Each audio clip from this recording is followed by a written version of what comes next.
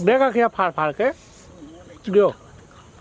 अरे पार्टनर, ए पार्टनर कहाँ जाता रहो? अरे हाई सेंट वेंट मार के महकता रहा एकदम। कहाँ जाता है? नवा नवा कपड़ा आई बाप रे बाप। फिर कहूँ चक्कर बक्का जाता रहा। हे भगवान है कि हम कहाँ बताएं ये दादा। का भइल? ससुरारी जाता नहीं। ससुरारी जाता रहा? हाँ चाहते हैं। अरे ससुरारी जाता। ए पार्टनर एगो साली वाली हई तोरा और हमनियो के ले चलो ना, गंगा में डुबकी लगवा देना। इतना ही 3.5 लाख रुपया खर्चा करने ब्याहे में। अच्छा। तो 2 साली मिलने तो तोरे खातिर 3.5 लाख रुपया खर्चा करने तोरे खातिर तो दोस्त हो गए दोस्त हो गए हैं। दोस्त नहीं क्या हम तो दोस्त नहीं क्या हम बियाह कैनी है मेरा। अरे तो हम कहाँ तारी तो भगा के ले ले बियाह का पीछे ले। अरे हमारा हम तो के का बताएं तो सीरियस काहे नहीं के तो समझ काहे नहीं के। अरे समझत है तब तो कहते हैं हमरा मन के भावना तू समझल करा कहने के समझत रहा। हम तो के पटावे खातिर कुछ करो नहीं रे तो जो ना दादा ए पार्टनर ले ले चला ना।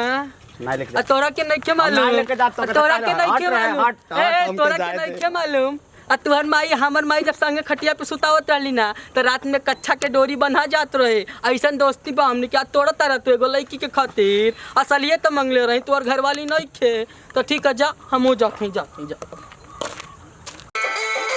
कैमरा में देखो पहले दिक्कत नहीं।